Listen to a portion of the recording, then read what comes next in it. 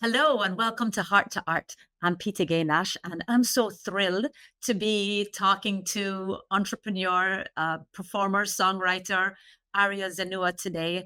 Her song Trippin' has just got me jamming this morning. Caribbean people, you're going to love this song. She does so much. She writes music for both children and adults. She's an entrepreneur, performer, singer, songwriter, but I'm going to let her tell you much more about herself.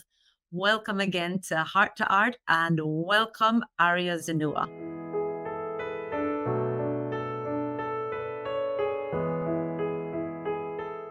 Hey, Peta-Gaye, thank you for having me. Oh, it's a pleasure. I've just been dancing to Trippin' this morning. What an amazing song. Caribbean people are going to love this. Actually, music lovers are going to love this song. Mm. What inspired you? I mean, your music has been described as a fusion between, oh my gosh, so much funk, R&B, reggae, um, and I could go on. But Trippin' just has that amazing beat. Oh, Okay, tell us yeah, a little more about that. Trippin' was one of those ones that came to be so organically. It was just like some songs that I write, I have to sit with it for a bit, listen to it, listen to the production or the beats over a series of weeks or that kind of thing. And when I heard that production, it just naturally happened. I was actually cleaning. I remember it distinctly. I was cleaning my room and I was listening to it, and I was in a very playful, uplifting mood. And even though the lyrics in the song, if you really listen to them, they're a little bit sad. But when I was creating it, I was in a very playful, have fun mood, not thinking, taking it too seriously. And it all just kind of came out. I didn't sit down, I didn't write anything. I was just cleaning and the words just came out, the chorus came out, everything came out in that one. I mean, I didn't record how long it took, but it was not one of those songs that took a very long time at all. It just kind of poured out, which was amazing. Divinely inspired, maybe. It was. Even And I though think it's, yeah. sorry, go ahead. No, I think it's good to be able to like you said, the beat is very uplifting. It makes you feel happy and puts you in a good mood. And I think sometimes as I'm talking to you, it's like, when you listen to the song, the lyrics, sometimes when you're going through something that might be a little bit rough or challenging, if you're able to put a spin on it and keep yourself in a light-hearted space, it can really help you kind of get through, right? So that kind of happened, I guess, with this song because it makes you feel good. It does. And that's exactly what I was going to say. Tripping over Yeah. my 2 feet, but Yes. it gives, well, we all do that sometimes, but you're Hmm. right. Putting a different spin on it and saying, well, this is life. We're going to make mistakes, but I'm going to just go with the flow and dance to it. So I really, Yes. really love that. You've had a very interesting experience. So let's start with your journey. Who influenced you on this path of songwriting? Yeah, and the first person that comes to my mind is my father, and I think that he comes to mind because he was a musician and he played in all sorts of different bands. He's played in punk rock bands, he's played in reggae bands, and when I was born, I remember being, like under the age of 7, and my dad would take me to his rehearsals. So I would kind of be alongside him as he would go to his rehearsals. At that time, it was when he was in an all female, well, it wasn't all female because he was in it, but the majority was female reggae band. And I believe it was called Women Are Renting. And he would I love take me that. to, yeah, he would take me to his rehearsals and I would just kind of be there absorbing. So I think that was the seed subconsciously of me kind of really getting immersed in music and not just listening, but they were rehearsing to perform. And my mom would sing all the time in our home. My older sister was very much, liked the limelight, liked to sing. So between my mother and my father, there was always a lot of music. And that kind of planted the seed. And then growing up, some of the artists that would inspire me would be, I would hear Stevie Wonder, of course, there would be Bob Marley, Dennis Brown, but then I'd also get like Led Zeppelin and David Bowie and the Beatles because my parents, my dad's Scottish, my mother's Jamaican, and they both were very like artsy, eclectic kind of people at that time. And so there was just a lot of different music. Like my mom would be listening to a lot of country music alongside reggae music. And like I said, my dad would listen to anything from Bob Marley to Led Zeppelin, all sorts of different types of music.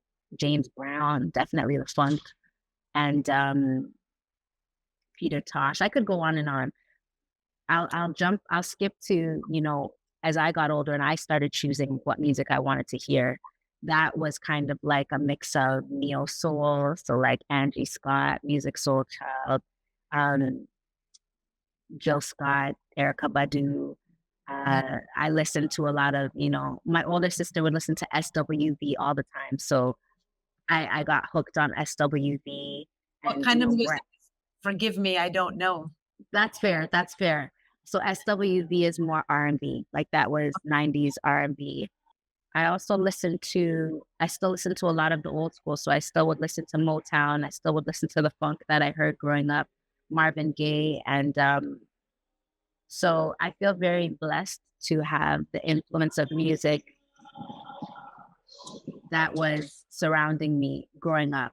And that's just like I feel like I've given you such a sliver of what has gone into my influence, but It's such a rich yeah, fusion. And even going back to your mom listening to country music, yeah, I did not even know that yes, a lot of Jamaicans love country music until I got married and my mother-in-law and her brothers all listened to country music.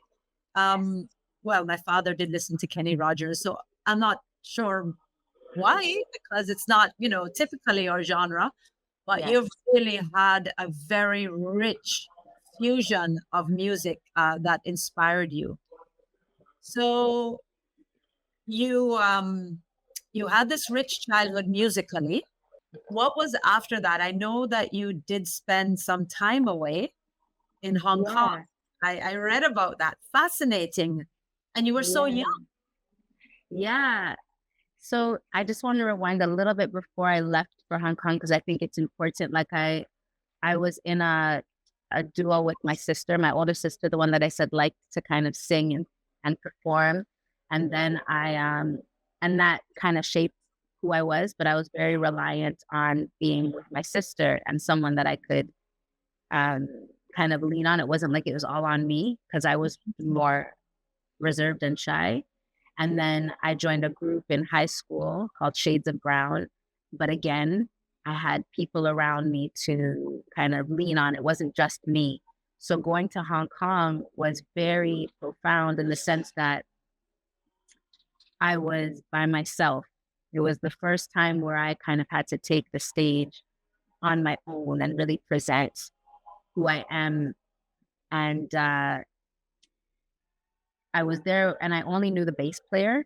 So the bass player had referred me to someone who was looking for a band to take overseas. Alton was his name. Thank you, Alton, if you come across this somehow. And Alton, I did like an audition and I got to go and I stayed there for almost a year performing six nights a week in Hong Kong at the Tots. I think it was called the Tots Hotel. How were you? And yeah, they in Hong Kong, they love live music. I mean, they go wild for live music. So I was very well received, and it wasn't just me. There was another lead singer. So, but I was just saying, it wasn't someone that I knew that I could rely on. I still had to find myself and get comfortable. They loved it. I mean, they came every single night. Like I said, it was 6 nights a week, and they would come every night. And each time they would come and bring friends. So they would not just come back to support, they would come and bring friends. And the word would just spread. And it was just such an incredible experience for me. And I definitely developed a huge sense of confidence from being there in my art and my skill set. Huge. Because I was, like I said, I was shy. I was shy. My knees would shake on stage. My voice would tremble, and going to Hong Kong knocked that out of me. Oh, I love that. It did. Experience is what cured that. It did. Yeah, it did. What advice would you give to someone who wants to follow in those footsteps of starting to perform? Yeah, that's a great question. Um, I would tell them to do it scared, you know, like do it scared because like I said, I would go on stage and I would have to sit on a stool because my knee would literally tremble and you could hear my voice tremble. And that just comes back to, nerves and not having the breath work, right? But when I was in Hong Kong, because there was repetition, I was doing it 6 nights a week, back to back to back. So when I was on stage, it's not like that confidence was just there. It's not like the shaking and the quivering just disappeared. It came through action of doing it scared. So I would definitely say, you know, you're human. It might feel very uncomfortable, but in order for you to grow, you got to push yourself even when you're scared. And when you do it over and over again, you'll learn each time. You'll learn from the experience. You can read as many books as you want. Reading is amazing. You can listen to as much advice from me or whoever. But I think ultimately, you have to do the action to get Yeah. through it. Yeah, to build, to get those gems of experience that you learn along the way that only you can pick up by doing. I hear you. Such great wisdom. I I just wanted to go to, before I forget, this is for a friend who has always been concerned about copywriting. Yes. I know before you said you didn't know a lot about that, but where do people go to copyright their songs? Well, actually, in Ontario, I know that the moment that you make it a tangible thing, essentially it is copywritten. So, like, if you record it or you save it on a file in your computer, I guess because it's date stamped. If you write it down and mail it out and send it back to yourself and not open it, right? There's time signatures on these things. Okay. So your lyrics are written. I know that for me, I would write my lyrics down. Sometimes now I type them. And I've mailed them out and mailed them back to myself and not opened it so that it had that time, stamp. But I know that, when I've read up on it, as long as it can be a recording that you've recorded in the studio, a tangible um, form of your art in Ontario will make it copywritten. Okay. Yeah. And Awesome. SoCan doesn't do copywriting, but I know they can help protect your copyrights as well with like licensing and a lot of different things. SoCan. Okay. But SOCAN. SOCAN. It doesn't copyright it per se, but I know that that's something that is additionally helpful for artists and supports and advocates for the creation of music. Yeah. So you perform your own songs and other songs, Yes. and you can be hired to do weddings, events, all these kinds of things, right? So let's talk Absolutely. the adult portion. We will have your links up, by the way, to show how people can get in touch with you. But Thank tell you. me a little bit more about your performing life now. I think, Performing like, right? can you say that one more time? You're in a band. Yeah, I perform in a few bands actually. So Okay. I perform in a Motown band called the Legends of Motown, and I've been doing that for like over 10 years. Yeah. So I'll be Diana Ross, I'll be Tammy Terrell with Marvin Gaye. I've even done Jackson 5 at one point, which was cool, putting on a big afro and clothes. And I won't say that I have the moves like Michael Jackson, at that time. Um, and I also perform in, reggae bands called Resolution, all female reggae band. And the other bands that I perform in are bands that I piece together when I get hired to do a wedding or an anniversary, any special event, birthday, that kind of thing. I can customize it depending on what the client is looking for. Okay. I'm so impressed by you because I know you do have a day job, but you perform as well, and you're also an entrepreneur. And you have Yes. chosen to give the gift of music I think you said somewhere music is power, music is energy. You've chosen to give the gift of music to children, both Yes. for children and a little bit older. So Yes. you do have a company called the Teeny Tinies. Yes. Okay, let's hear more about the Teeny Tinies. I am so passionate about the teeny tinies because it started when I was when I had my first son. When I was pregnant with him, remember I'm a performer, I'm an artist. So when I was pregnant with him, I was singing all the time when I was pregnant, talking to him. And when he was born, I had my guitar and I would be playing music with him. My husband, plays a little bit of percussion, so he would be playing the drums. And I guess it's interesting because that's what I was influenced by when I was born. Um, but in doing that with him, he was an early riser, 5 a.m. This child was always awake. And it was like, what am I going to do? What am I going to do to keep myself awake? What am I going to do to kind of entertain or just bond, connect? And I would instinctively pull out my guitar and do music with him. And I just saw how engaged and stimulated he was and how much it excited me as well with the creative process. And I was like, I love music. I love being a mother. Um, I should probably think about doing this maybe. It was just a little seed at that time. I didn't really take it too seriously, but somehow I forget the connection. I got a connection somehow to kind of start with a small mama group in this cafe called Little Bean and Green. And this mom that owned the shop allowed me to come in and bring my guitar, come with my son, and Oh, kind of do music classes with other new moms. Some of them maybe this was their second time, but young children between that were all under the age of 5. At that time, they were all kind of like toddlers. And so I'd bring my guitar and my shakers, and we would do like sing along circles, and it would be an opportunity to share, the small elements of music that children could grasp at that time, but also for moms to kind of connect and jam and enjoy music and be social with their yeah, children, with their children. And so for needed. me too, right? I was a new mom too, right? So it was like it was so rich and helpful for me as a mother, and then to connect with all these other mothers, and these children are learning, simple rhythms and rhymes and literacy at the same time. And then it just expanded from there. But that was the seed. That was the seed of it. That Yeah. was seed. And then you pivoted during COVID. You had it online. Yes. Yeah. So in between, yeah, go ahead. So how does it work now? If someone wants to join, if they have younger children and they want to join the Teeny Tinies, Yeah. what does that look like? The Teeny Tinies has a few different avenues where you can get engaged or involved with the program and the workshops. So parents can do that by booking a birthday party. There's different birthday party packages that they can select and look on the website and check that out. There's a sing along, there's a sing along plus a craft if you want to do that. All of them always involve movement and are always age appropriate. They can also book private group classes. They can do that in their local backyard or at not the local backyard, a local park or their backyard in their house where we can do a weekly session, anywhere from 4 to 8 weeks at a time. They tell me the time that works best for them in their private group, and I'll bring everything that they need, all the music, all the instruments, all the props right to their doorstep. So it's very convenient and Yes.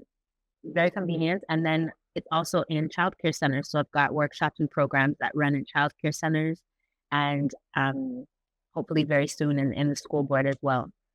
And there's I online resources as well that they can check out. Mhm. Okay, so enriching. And do you have something for older children? I think the Music Forever Club.